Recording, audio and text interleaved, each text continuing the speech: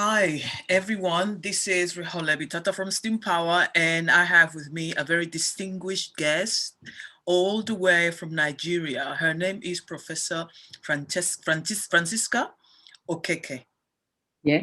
And she's going to be sharing with us her journey and how you can find actually inspiration from her stories to pursue, to start or begin a career in the STEM field. So without further ado, I would like to introduce Professor Okeke. How are you, Professor? I am fine. And you? Excellent, excellent. So let's tell us a little bit about yourself. A short summary of what you do. Okay. I am Francisca Okeke, a professor of physics, University of Nigeria and Soka. My area of specialization under physics is geomagnetism and atmospheric geophysics. I have been a professor of this university since the year 2000.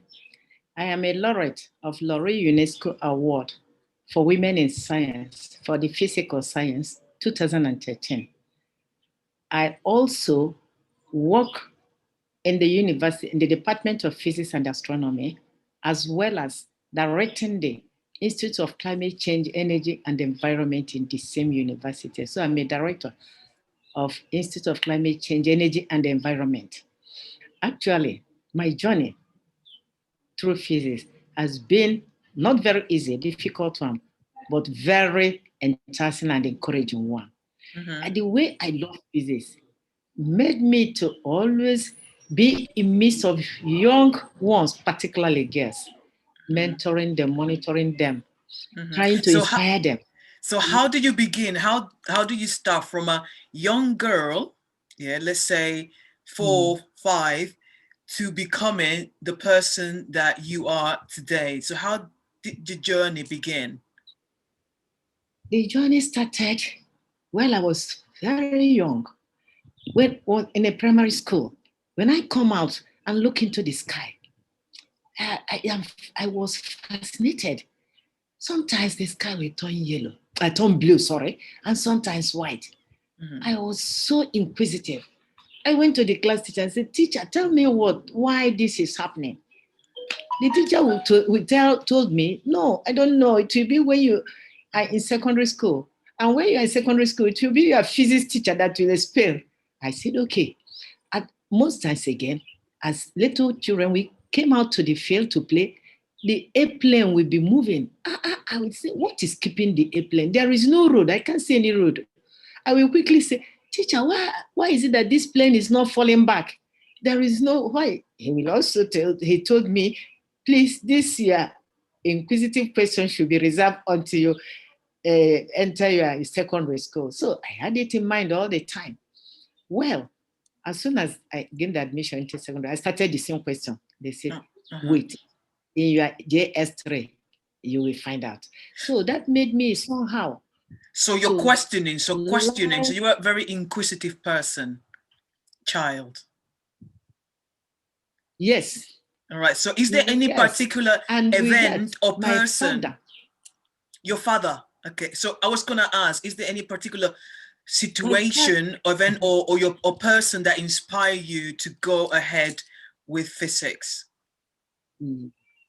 Yes. Let me start from my fundamental upbringing.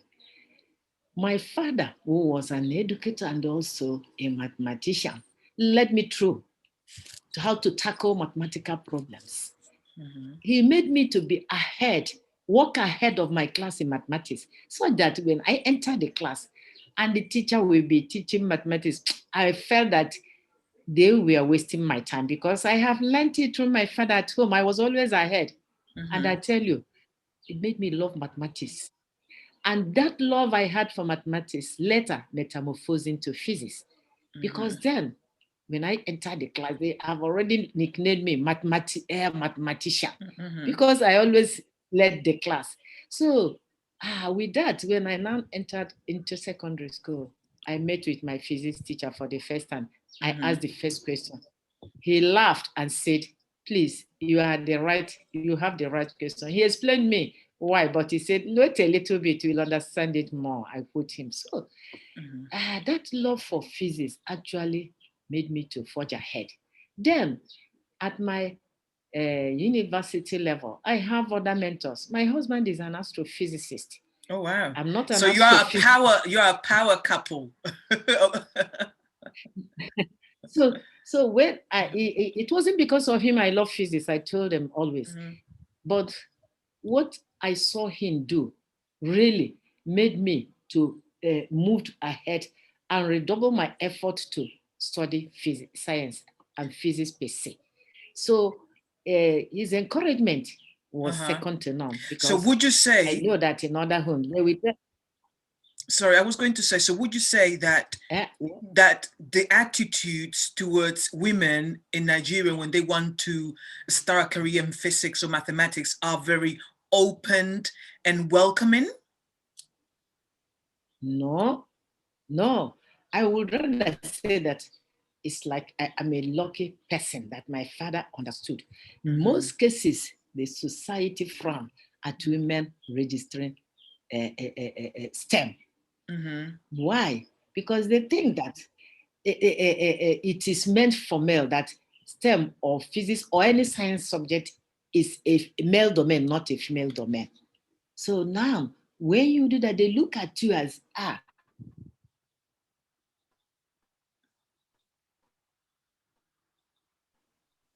this woman will be aggressive because, especially today, women are to be seen, not heard.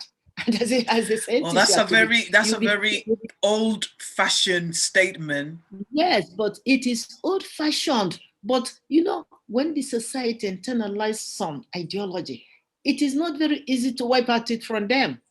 And that is how they see. But now I can say it is better than before. But in those days, it is the same.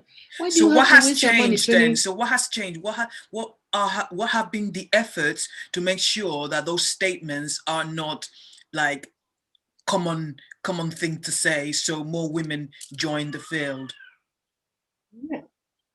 Because the idea is that when you are a scientist as a woman, you become aggressive, competitive, no more being emotional or receptive or passive as is expected of any woman.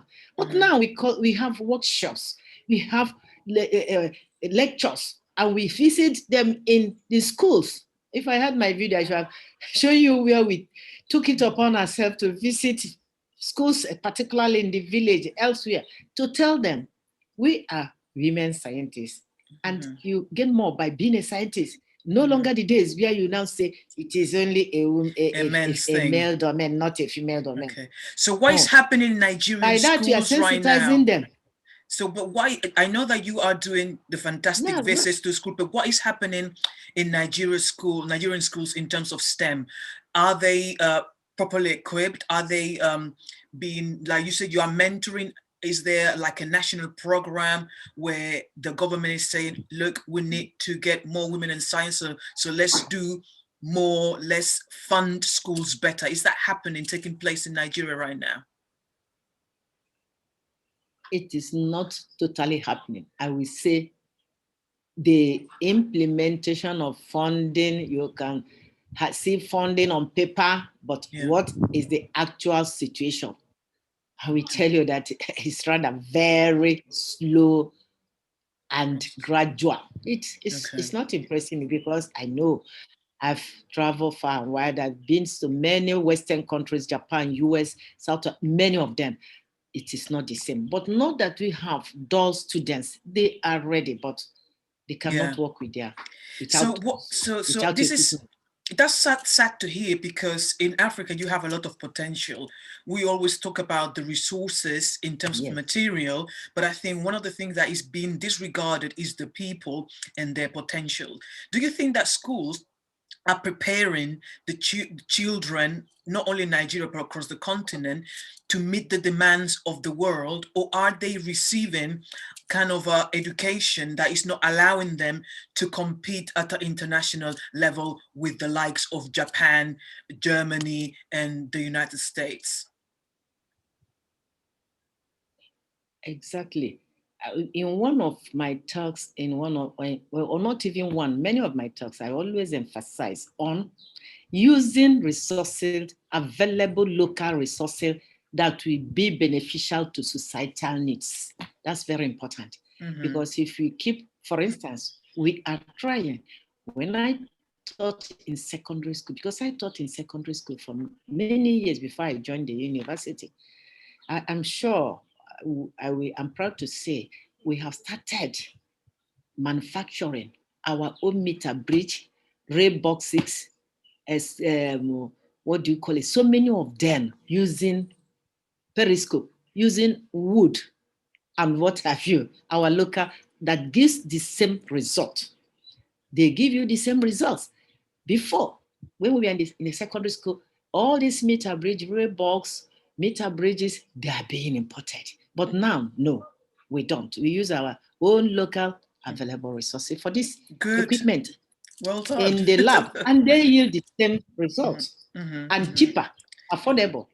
Excellent. That's good to hear, because important things, something that in the continent happens a lot. You know, I'm from Equatorial Guinea, and I know that people back home, they are actually importing sugar and tomato sauce when you have them growing there in the what. I just don't understand. But I'm glad that things are changing, and now people are actually realizing that, look, we can create these resources right here and benefit our children. So another question, what are you currently reading? What would you recommend a young person to read? Well, actually, first of all, what are you reading? And then what would you recommend to a young person to read in terms of books? Any type. Actually, being a physicist, I concentrate in reading my physics and research around my physics. That's what I do. And I encourage people, even if it's not physics, read science. Because like I told them once, and they said, why did you say that physics is life and life is all about physics? I say, I can defend myself. That I'm talking now, you're hearing me, and the principle of physics. That I'm working without falling down is physics. But I wouldn't like everybody to do physics. You have other mathematics, technology, engineering, they are all sciences. So I will encourage them to read sciences, not without reason. I'm not saying that everybody in the world will be scientists, but let most people be scientists, because we know that with this technology, sciences, the nation is already developed if you can work seriously and get the results that will suit the society. That's I always emphasize. Not bringing the result that the society will not benefit is of no use. Or you want to depend on Western countries. It doesn't work that way. Thank you for that. Remember when I was in Baltimore University, just for a few months, they now said I can apply for leave and stay more years. So I said, no, I need to go back to my country and bring up my own people. Yeah. That I did. Your skills, from 2003 to now. They are needed. And yes, I have produced. Yeah. Okay. Because one of the things that I hear a lot is that people that get trained in, sorry, I'm losing you a little bit. The connection is a bit poor. Say that again. Okay, sorry. I say that I came back and developed my area and produced from that 2003 to present. I produced 25 PhD students, most about STEM female, which has never been done before. So, and I came back and headed the Department of Physics as the first lady, and then became the dean of the faculty, the first woman dean and the first. So we have to take up our challenges and live up to it. I need to encourage these women so that they will come up. I don't know why I always emphasize women, because I feel that we have been cheated enough. Yeah, I think we've been sold a character that most women have bought into for a very, very long time. But now things are changing, and at the same time, no one says that you cannot be both.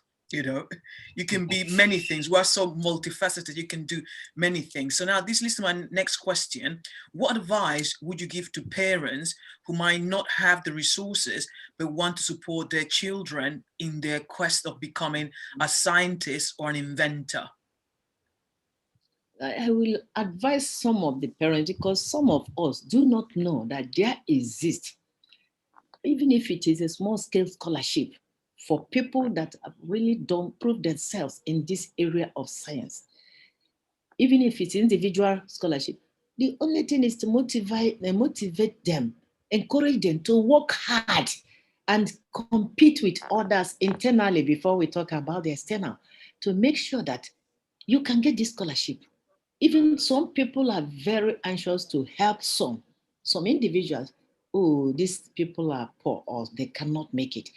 I'm ready to institute my name and institute a scholarship for them. So when they do that, the only thing is see that they work hard, directed in the right way to move so that they can achieve their aim. Because some children are very eager, they are very anxious to be scientists. So that's what I normally do in schools. I ask them questions. How many of you are interested in STEM or sciences? Why have you not opted for them? If anybody gives the answer that my parents say they don't have, and I say no, just go ahead, do well. We get you some people or some organization that can pick up, and they're doing it. Okay.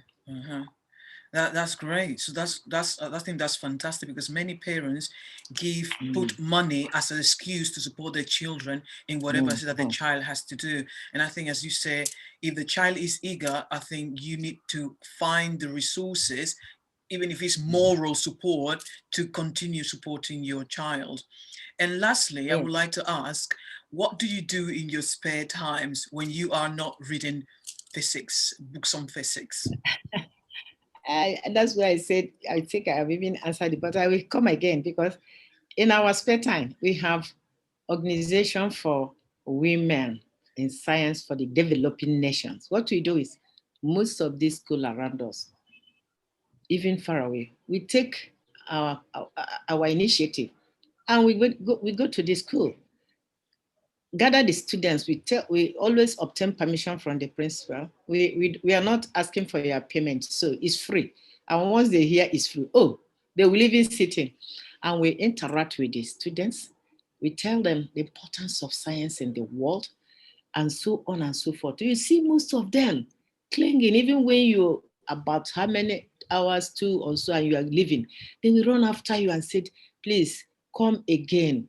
What we heard today, we have not heard it. I didn't know that actually, particularly the girls, as a woman, we can study this and challenge. I said, yes, I'm a woman and I have done physics and I've gotten to this rank. So nothing stops you. And most of them, out of that visiting, interacting, sort of small workshop and sensitizing them, you see them, they will come and tell you, I've taken my university entrance exam and I put in chemistry, I put in physics, I put in medicine. So many of them are appreciating that. Some of them do that out of ignorance. So my work is to make sure I mentor them, sensitize them, discuss issues concerning STEM in the world. They need this guidance and counseling, and that's what I've been doing. Guidance, not only me, we are many in that group. It's women in science, so we distribute ourselves. Chemistry group, go to this school today, tomorrow, and so on and so forth. So that's exactly what we need to. We gauge ourselves, listening to them, and letting them know there are some existing awards and scholarships. Because if you don't tell them, they won't know. They won't know. Okay. Thank you very much, Professor. That's been fantastic. So I hope that anyone that listens to this actually takes action and takes your words to the letter, as I say, so they can actually look ahead and look at STEM as something that is attainable and that is achievable. So I would like to thank you once again, Professor Okeke, and yeah, so that's the end of the interview. Thank you very much. Okay, thank you very much.